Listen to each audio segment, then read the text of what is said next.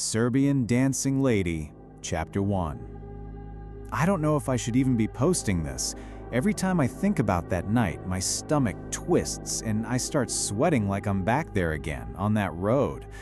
But after watching all the so-called prank videos and fake clips on YouTube, I can't keep quiet anymore. People laugh at the Serbian Dancing Lady like it's some kind of urban legend, some TikTok ghost story. It's not. I saw her, and I barely got away.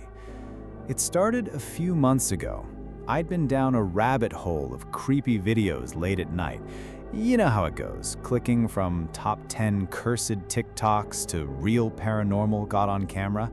That's when I stumbled on a grainy video titled, "The Serbian Dancing Lady is Real." I watched, half expecting it to be another prank.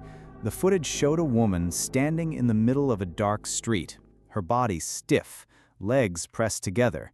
At first, I thought she was frozen, but then her feet began twisting left and right, heels pivoting in this unnatural rhythm. Her arms hung in the air at shoulder height, swaying back and forth, like she was caught in some ritual. The camera zoomed in shakily, and the woman suddenly snapped her head toward the person filming. For a second, her face seemed blurry, wrong, like it was made of static. Then the video cut out. Comments were split, half calling it the scariest video they'd ever seen, and half claiming it was a staged prank. I should have left it at that. But something about the way she moved, the sharp jerk of her head, it didn't look fake. I couldn't get it out of my mind. A few weeks later, I traveled to Serbia. My mom's side of the family is from there, and I hadn't visited in years. The video was still gnawing at me, so I asked a couple of cousins if they'd ever heard of the Dancing Lady. Their faces went pale. One cousin muttered something like, "Don't joke about that, she's bad luck," and walked out of the room. The other told me, in a hushed voice, that the story goes back decades, maybe longer. A woman in white appears on lonely streets at night. She dances. If you get too close, or if you call out to her, she'll come after you. Some say she carries a knife. Others say she uses a stone tied to a rope, swinging it like a hunter's bolas. I laughed nervously. "So what happens if she catches you?" My cousin didn't laugh. He just shook his head. Nobody comes back to say. Fast forward a week, I was staying in Belgrade, but decided to take a late drive toward the outskirts. Don't ask me why. I think some part of me wanted to see her, to prove to myself it was just a story. It was after midnight when I turned onto a long stretch of road with nothing but empty fields on either side. The night was so still I could hear my own breathing. I drove slowly, headlights cutting through the fog, and then I saw her. At first, I thought it was a trick of the light, a pale figure standing dead center in the road. My foot slammed the brakes, tires screeching against asphalt. There she was, a woman in a long white dress, her legs pressed tightly together, arms raised at shoulder height, swaying back and forth, and then those feet, pivoting left, right, like she was grinding invisible glass beneath her heels. My blood ran cold. I stayed in the car, frozen. The woman didn't move toward me. She just kept dancing, slow and eerie. Her face tilted down. Her hair hung forward like a curtain. I thought about driving past her, but something in me screamed not to. Instead, I reached for my phone and started recording. That's when it happened. Her head snapped upward, so fast it looked like her neck might have broken. She was looking straight at me. Even through the windshield, even through the dark, I felt her eyes lock onto mine. She stopped dancing. The silence was unbearable. Not even the sound of crickets, just my heartbeat slamming against my ribs. Then, with deliberate slowness, she raised her hand and pointed at me. I don't remember deciding to move, but suddenly my car was in reverse, tires spinning, engine screaming. I could barely breathe. I looked back through the windshield. She was running. Not like a normal person. Her arms flailed in broken angles, her legs snapping into jerky strides. In one hand, Something glinted in the headlights. A blade? Or a rock on a rope? I don't know. But she was fast. Faster than any human should have been. My car fishtailed as I tore back down the road, eyes flicking between the rear view and the dark stretch ahead. She was closing the distance, her face twisted in something between a grin and a snarl. Then, nothing. When I blinked, she was gone.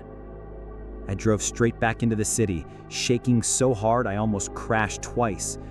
When I finally parked outside my apartment, I sat in the car for a long time, gripping the steering wheel, unable to process what had happened. I didn't sleep that night. The next morning, I checked my phone, desperate to see the video proof.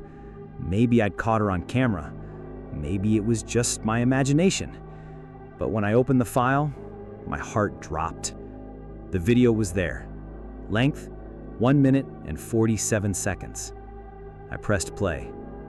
The road appeared on my screen. Empty. Illuminated by headlights.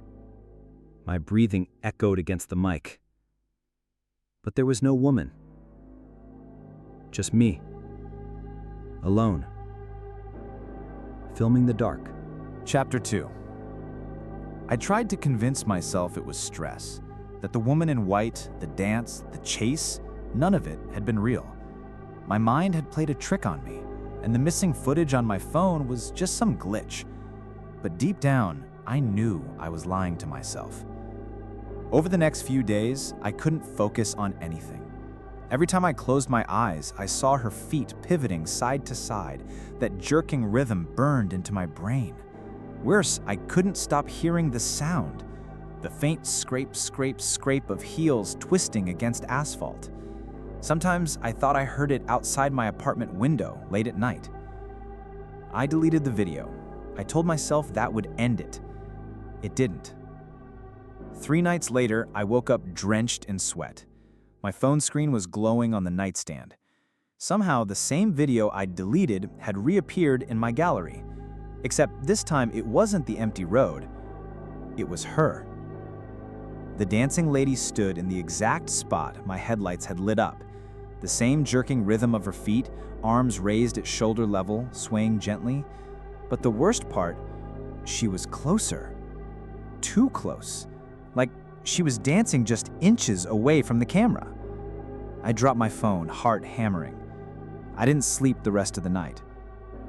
The next day, I booked the first ticket back home. My family didn't ask questions, and I didn't explain. I just needed to leave Serbia behind me. I thought maybe the distance would help me shake whatever curse I'd stumbled into. It didn't. When I landed back in the States, I felt a wave of relief. Safe, familiar streets, familiar faces, my own apartment.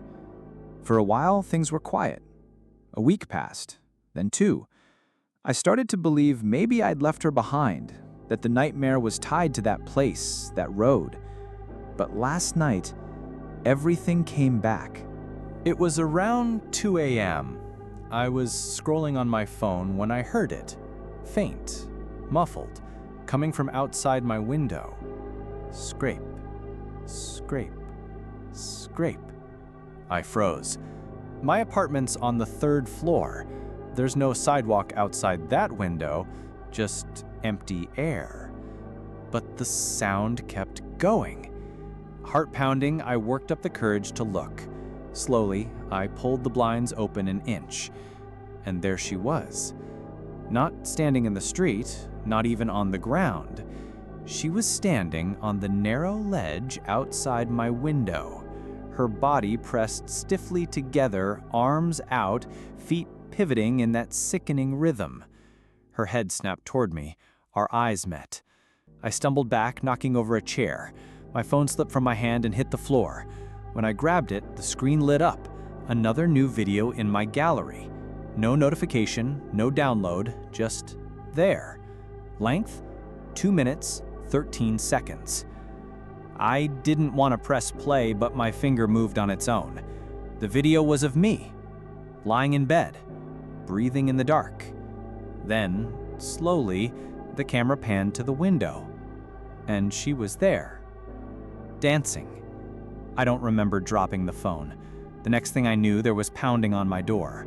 My neighbor, yelling if I was okay.